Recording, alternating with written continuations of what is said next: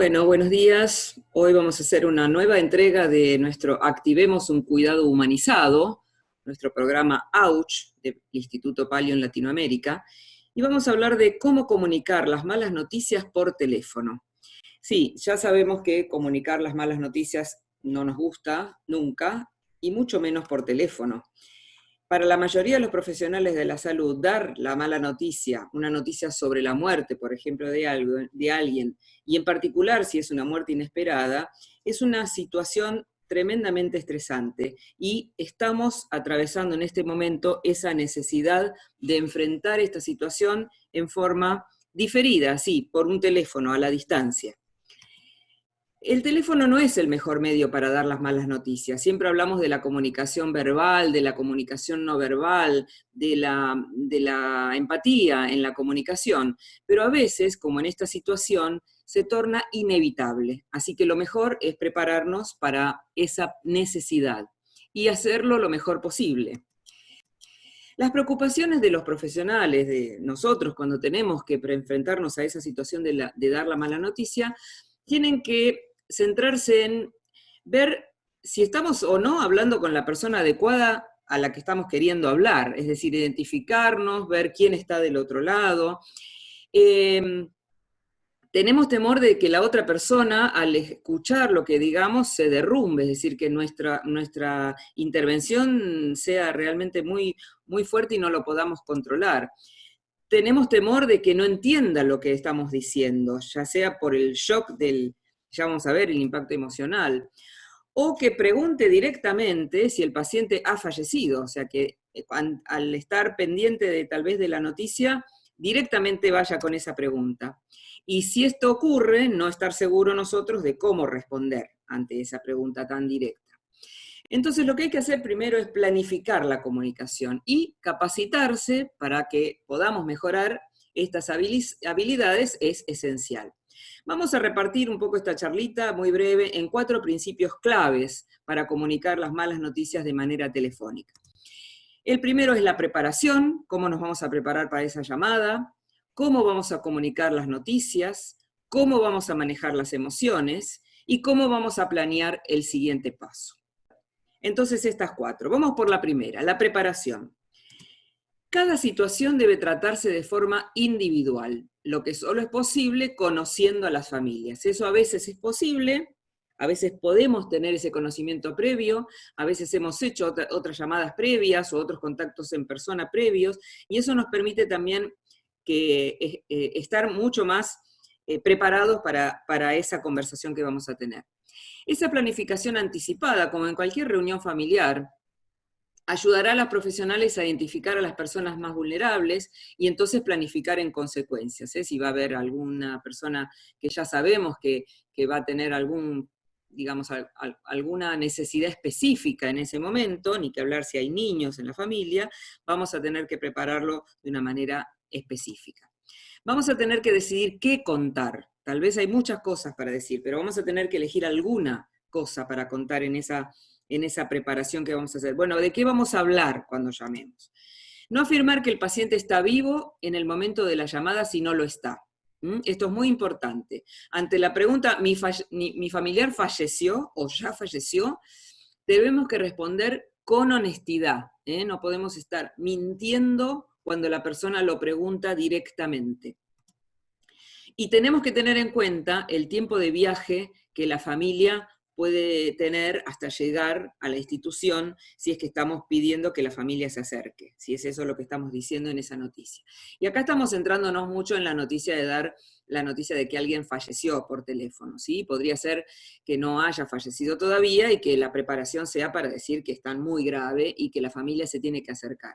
Pero en ese sentido, tengamos en cuenta el tiempo de viaje. Si están muy lejos, tal vez tengamos que tenerlo en cuenta, ver cómo va a ser ese tiempo, porque puede ser esa ansiedad o ese estrés que causa el tener que venir de algún lugar lejano, puede generar aún más sufrimiento en la familia, o ni que hablar un accidente en el camino.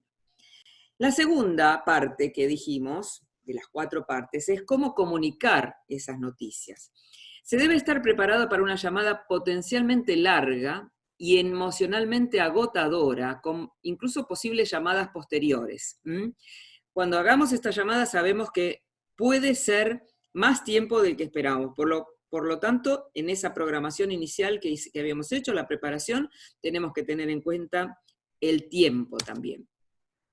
Tenemos que saber que la llamada debe hacerse en privado, que no puede haber interrupciones, que no pueden entrar otros mensajes, que no puede haber todo el tiempo interferencias, porque como en una comunicación también presencial, eso es muy, muy disruptivo y no permite la concentración. La gravedad de la situación debe comunicarse desde el inicio, para ayudar a prepararse para las noticias que están por venir, ¿sí? O sea que hay que anticipar que vamos a dar una noticia que le permita a la persona prepararse para esto que viene, para decirlo ahora. Vamos a ver algunos ejemplos, pero debe anticiparse de que lo que viene ahora es una mala noticia. Eso le permite a la otra persona estar un poco en alerta.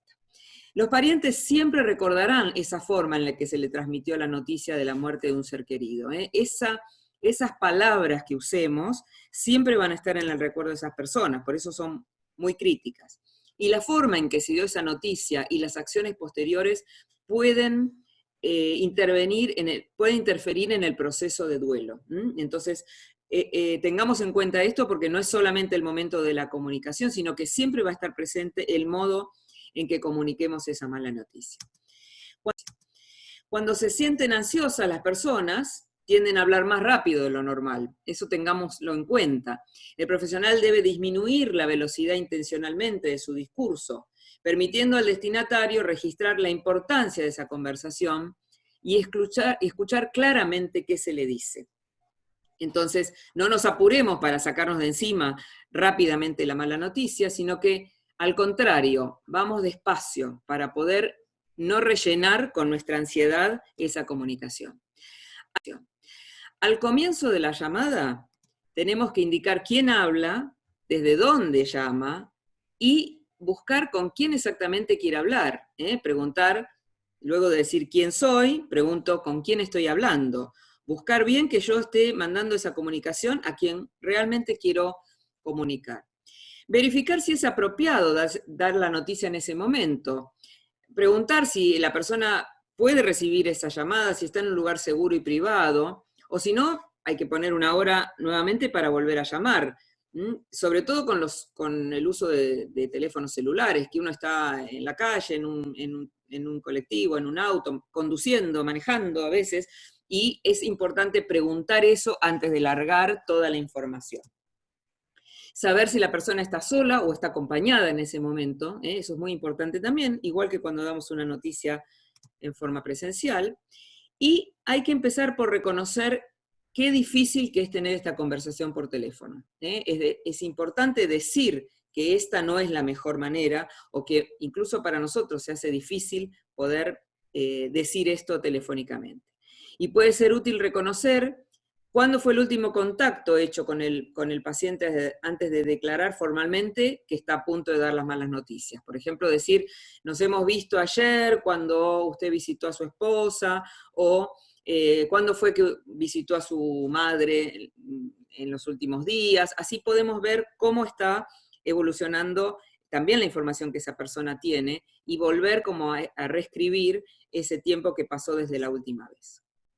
El tercer punto es cómo manejar las emociones. Hablamos del primero, que era la preparación, luego venía el cómo dar la mala noticia, y ahora viene cómo manejar las emociones. El profesional necesita distinguir sus propias emociones, como siempre, lidiar con la muerte, hacer la llamada, la respuesta esperada, de aquellas a la persona contactada. Entonces tenemos que ver qué es lo que nos pasa a nosotros con esto. Esto permite que el profesional escuche lo que realmente se está diciendo y reconozca la emoción detrás de esto, para darle también legitimidad y demostrar su apoyo. Tanto reconocer lo que al otro le está pasando, como a mí lo que me está pasando, siendo que a nadie nos gusta dar una mala noticia, y sobre todo de esta manera telefónicamente. Tenemos que tener en cuenta que la respuesta más probable a esa mala noticia que demos es un shock. un impacto grande, un golpe. Tenemos que saber eso. Entonces, puede haber una sensación de irrealidad sobre esa pérdida, ¿no? El famoso no puede estar pasando esto, hay alguna confusión en esta comunicación, eso de que esto no es real, y eso tenemos que saber que eso es parte de ese shock. Puede haber una exacerbación de los sentimientos de culpa, que la persona sienta como que si hubiera estado ahí, si no me hubiera ido, si al menos tal cosa, y esto hay que también tenerlo en cuenta que es parte del shock. La necesidad tal vez de culpar a otro, y ahí nosotros no podemos ser receptores de la ira de la otra persona y tenemos que saber que esa reacción de enojo no va dirigida a nosotros que damos la mala noticia, va dirigida probablemente a la impotencia, al dolor, a la tristeza, pero no es contra nosotros que puede haber esa sensación de ira. Entonces tenemos que saberlo eso para no reaccionar. Tenemos que dar participación a las autoridades médicas y legales, si corresponde, si hubiera alguna demanda, alguna queja ante esta situación, tenemos que también poder manejar eso, poder compartir lo que estamos viendo, escuchando por teléfono ante esta situación, y tenemos que entender que puede haber una gran sensación de impotencia en esa persona que recibe la llamada, y por supuesto también reconociendo nuestras emociones, también nuestra impotencia de no poder decir otras cosas o en tal caso tener que afrontar esta situación de la pérdida. Y ayudar a ver cómo resolvemos los asuntos pendientes, lo que sigue después de esta llamada, lo que viene ahora. Entonces, la llamada es una parte, pero tenemos que ver, bueno, a ver cómo ayudamos, y ahora lo vamos a ver en el paso que sigue, cómo hacemos ahora que esta noticia ya se dio. Y tenemos que tener una mayor necesidad de comprensión de toda la situación, ya que estamos limitando esta comunicación a un modo que sabemos que no es el que más nos gustaría y el que sabemos que puede ser el más adecuado. En situaciones de aislamiento social, distanciamiento social como el que estamos viviendo por la pandemia, esta puede ser una situación vivida todos los días y muchas veces por día, con lo cual debemos prepararnos para esto. Es importante que el profesional utilice palabras con las que se sienta cómodo y que responda directamente a lo que se escucha, no hablar con eufemismo, no dar vuelta con palabras difíciles. Por ejemplo, decir, reconozco que es muy angustiante escuchar estas noticias, y particularmente por teléfono. Esto es algo que debemos ponerlo en palabras, reconocer esta dificultad. Otro ejemplo sería, entiendo que sea muy difícil para usted asimilar esto, especialmente porque parecía estar progresando y estaba mejor, pero bueno, ahora sucedió esto, ¿no? Entonces, nos ayuda también a ver cómo el otro recibe esto, teniendo en cuenta tal vez que hace un día la noticia no iba para este lado. Parece que esta noticia te sorprendió. ¿Querés que te ayude a pensar en lo que querés hacer a continuación? Por ejemplo, avisar a algún otro familiar, hablar dentro de un rato para ver con quién más estás acompañado, llamar a alguno de los hijos, no sé, otra cosa que pueda dar una mano en este momento y que yo pueda hacerlo. Y también reconocer que si la otra persona está en shock, poner este momento de decir, parece que esto es demasiado para vos, esto que te está pasando es mucho y te afecta muchísimo, y yo puedo comprender y estoy acá también para escuchar lo que necesites decir en este momento. Poner en palabras esta legitimación de que esto es mucho, de que es demasiado, de que era inesperable, del dolor, de la impotencia, etc. También, como siempre, hay que poder aprovechar de los silencios. Permitir que la persona se aflija es una oportunidad para comenzar el proceso normal del duelo y no debe perderse. A veces tenemos que ponernos un cierre en la boca para poder permitir que el otro se exprese, que si tiene que llorar, llore, que si se tiene que quedar callado, se quede callado, y acompañar ese silencio, aún por teléfono, el tiempo que sea necesario. Tengamos en cuenta que ni siquiera está el frente a frente como para poder ver lo que el otro, su expresión, su cara, su gesto, su gestualidad corporal. Entonces tenemos que poder quedarnos en silencio si eso es lo que completa la comunicación. Y finalmente ya vamos al último paso, que es planificar el siguiente paso, es decir, ¿qué sigue después de esta comunicación? Tomar nota de lo que hay que hacer luego. Ayudar a que las personas que reciben las noticias se centren y retomen el control de la situación que es de por sí que los abruma. Entonces, ahora que ya le dijimos todo esto y que hubo esa comprensión de que el otro pudo recibir la noticia, tenemos que dar el paso siguiente.